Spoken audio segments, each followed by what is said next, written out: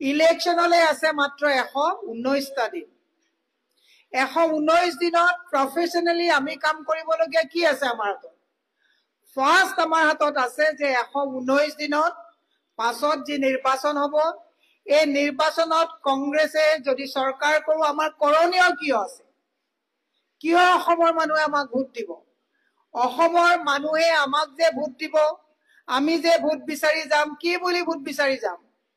এই কথাবিলাকক লৈ পেলাই আমি কিছুমান ৰাজনৈতিক কথা পাতিব লাগিব। যে বৰ্তমান সাম্প্ৰতিক সময়ত মানুহে বহু কথা পাহৰি গৈছে। জুবিন গাৰ্গৰ মৃত্যু যেতিয়া হৈছিলে, মানুহৰ মাজত সেই মৃত্যুৰ দিনাৰ পৰাই ঘৃণা, বিভাজন, ধৰ্মীয় মেৰুকৰণৰ কথাবিলাক নস্যাৎ কৰি থৈ গৈছে। আমাক সকলোকে এক কৰি থৈ গৈছে, গৈছে নে নাই? আৰু তাৰ পিছত যোৱা এসপ্তাহ ধৰি বিৰোধীয়ে যেতিয়া এই গোটেই কথাবিলাকক আমি ৰাজনীতি কৰিছো বুলি কৈ পেলাই মানুহে আমাক তল পেলাব বিচাৰিছে, জাষ্টিছ ফৰ জুবিন গাৰ্গ লিখি কিন্তু বিভাজন নাইকিয়া কৰিব নোৱাৰিলে। যিটো জুবিন গাৰ্গৰ মৃত্যুত কৰি গৈছিলে আৰু বিৰোধীয়ে যেতিয়া এই কথাবিলাকত মাত মাতে, বহু অনুৰাগীয়ে আমাক কয় যে আপোনালোকে কিহৰ ৰাজনীতি কৰিছে? আৰু আমি বিৰোধীয়ে সিদ্ধান্ত ললো যে আমি বেছি সততাই মাত দিলে ৰাইজে বেয়া পায়, গতিকে অনুৰাগীয়ে বেয়া পায়, তোমালোকে জাষ্টিছ ফৰ জুবিন গাৰ্গ লিখি থাকা। আৰু সেইখিনি সময়তে এই চতুৰ মুখ্যমন্ত্ৰীজনে এটা এডভান্টেজ লৈ আকৌ পুনৰ মিয়া, হিংসা, তিৱাৰী কমিশ্যন এইবিলাক কথা আকৌ সন্মুখত লৈ আহি নিৰ্বাচনী বৈতৰণি পাৰ কৰাৰ যি আখৰাত লিপ্ত হৈছে, আমাৰ প্ৰত্যেকজন কংগ্ৰেছ কৰ্মীয়ে এই কথাটো ৰাইজৰ মাজলৈ লৈ যাব লাগিব। আমাৰ ৰাজনৈতিক দলৰ কামটো কি? ৰাজনৈতিক দলৰ কামটো হৈছে চৰকাৰ গঠন কৰা, ক্ষমতাত অহা, গুড গভাৰ্নেন্স দিয়া। ভাল চৰকাৰ এখন দিয়া কামটো আমাৰ ৰাজনৈতিক দলৰ হয় নে নহয়? আমি ৰাইজক বুজাব লাগিব যে এইখন যিখন বিজেপি চৰকাৰে গুড গভাৰ্নেন্স দিব পৰা নাই। গুড গভাৰ্নেন্সৰ নামত কি কি কাম কৰিছে? গৰু চুৰ কৰিছে, মাটি চুৰ কৰিছে, কয়লা চুৰ কৰিছে, সিন্ডিকেট চলাইছে, বিজুলী বিল চুৰ কৰিছে, আদানীক বিল বেছিকৈ ইয়াত আমাৰ তাত চুৰ কৰিবলৈ মাটি আনি দিছে, জনগোষ্ঠীয় মাটি চুৰ কৰিছে। আৰু এই কথাবিলাক কলে ছচিয়েল মিডিয়াত ট্ৰল কৰি থাকিব। মিছা কথা কৈছো নেকি?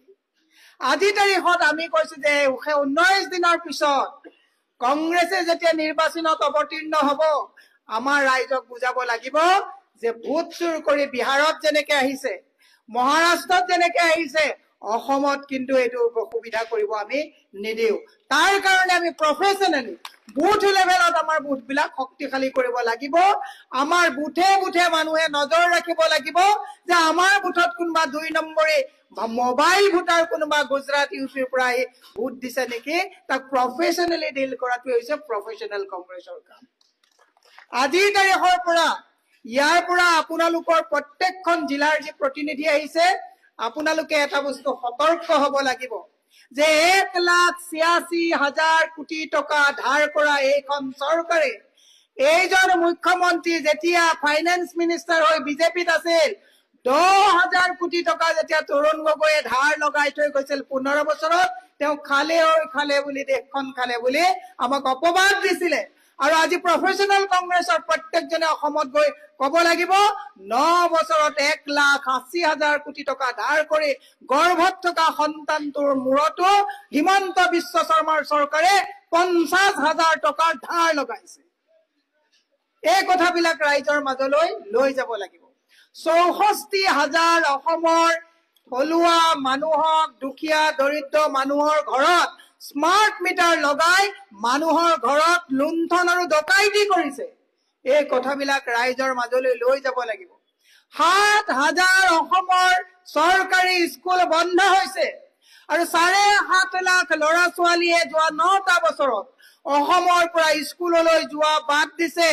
7.5 লাখ ল'ৰা ছোৱালী যদি স্কুল যোৱা বন্ধ হয়, গলিয়ে গলিয়ে যদি মদৰ দোকান হয়, গলিয়ে গলিয়ে যদি ড্ৰাগছ আসক্ত ল'ৰা ছোৱালী হয়, তেতিয়াহ'লে 7.5 লাখ ডকাইত অসমখন শেষ কৰিবৰ কাৰণে এনাফ নহবনে? আৰু হিমন্ত বিশ্ব শৰ্মাই তাকে কয় আমাক মিয়াৰ ভোট নালাগে। চতুৰালি কৰিবলৈ আৰু জেগা বিচাৰি পোৱা নাই। পবিত্ৰ মাৰ্ঘেৰিটা এটা পঞ্চায়ত ইলেকশ্যন খেলাৰ যোগ্যতা নথকা কেৱল ভৰিৰ তেল মালিচ কৰি কৰি তেওঁ আমাৰ মাজত হিন্দু মুছলমানৰ যে বিভাজন আনিব বিচাৰিছে, এই কথাবিলাক আমি তেওঁলোকক আমি ৰাইজক জনাব লাগিব। তাকে ক'লে তেওঁলোকে আমাক ট্ৰলাৰ লগাই দিয়ে, ভয় নকৰে। আমি আজি ইয়াৰ পৰা সেই ট্ৰলাৰক আমি বৰা আঙুলি দেখুৱাই দিছো। কিন্তু পবিত্ৰ মাৰ্ঘেৰিটাক কৈছো, ব'লা, তোমালোকে বহুত টকা খৰচ কৰিছিলা, উজনিত ব'লা, উজনিত পঞ্চায়ত এটা জিকি আহা, তৈলমৰ্দন কৰাৰ বাদে এটা পঞ্চায়ত জিকি আহিব পাৰিছা নেকি? সেইটো এটা বহুত ডাঙৰ কথা। সেইকাৰণে মই আপোনালোকক কৈছো, প্ৰফেচনেল কংগ্ৰেছৰ আজি প্ৰত্যেকজন মই সদস্যক কৈছো, আপোনালোকে ইংৰাজীত এটা কথা আছে, face is the index of mind. মনত যি কথা ভাবি আছে মুখত ফুটে, চেহেৰাত ফূৰ্তি থাকিব লাগিব। হতাশগ্ৰস্ত মানুহে কেতিয়াও ৰিজাল্ট দিব নোৱাৰে। ইলেকশ্যন হাৰা জিকা বেলেগ কথা, অসমৰ ৰাইজক এটা কথা বুজাব লাগিব, চল চাতুৰি আৰু তালি ভালিৰে হিমন্ত বিশ্ব শৰ্মাই যিখন অসমক আদানী আম্বানীৰ ওচৰত লুণ্ঠন কৰি অসমখন আদানী আম্বানীক চলাই দিয়াৰ যি চক্ৰান্ত কৰিছে, আজি আপুনি দুৰ্ভাগ্যজনক কথা, অসমৰ মাটিলৈ অসমত বিজুলী উৎপাদন কৰি ভাৰতৰ ভিতৰত চবতছে বেছি বিজুলী আমাক ইয়াত ইউনিটত বিক্ৰী কৰিব। এই কথাবিলাক অসমৰ ৰাইজে বুজিছে নে নাই? আজি যিজন মানুহ গুজৰাটত প্ৰায় 19,000 কোটি টকাৰ ড্ৰাগছ তেওঁ আপোনাৰ বিমানবন্দৰত ধৰিছিলে, আজি সেইজন মানুহে গোটেই ভাৰতবৰ্ষত দপদপাই ঘূৰি ফুৰিছে। মানুহৰ কতো আজি তাৰিখত হিচাপ নাইকিয়া হৈছে যে অসমখন বা ভাৰতখন কলৈ গৈ আছে। নৰেন্দ্ৰ মোদীয়ে কৈছিল সবকা সাথ সবকা বিকাশৰ কথা। আজি মোক কওকচোন, হাজাৰ হাজাৰ মানুহ যেতিয়া লগ পাওঁ, বিকাশ কৰবাত হৈছে নে? মই যিহেতুকে লাইভত গৈছো, এটা অংক আপোনালোকক বুজাই দিব বিচাৰিছো। প্ৰফেচনেল কংগ্ৰেছৰ এই কাৰ্যনিৰ্বাহক সভাত উদ্যমিতা আঁচনিত আজি গৈ গাঁৱে গাঁৱে বুজাব, 5 বছৰৰ কাৰণে একোগৰাকী মহিলাক 10,000 টকা দিছে। 5 বছৰত কিমান দিন হয়? 365 দিনকে হলে 365 into 5 1825 দিন, হয় নে নহয়? 10,000 টকাক 1825 দিনেৰে ডিভাইড কৰিলে গড় মানুহৰ গাই পৰি জনমূৰি মাত্ৰ 5 টকা 60 পইচাকৈ দৈনিক মজুৰি অসমৰ মহিলাই পাই আছে। এইটো লুণ্ঠন হয় নে নহয়?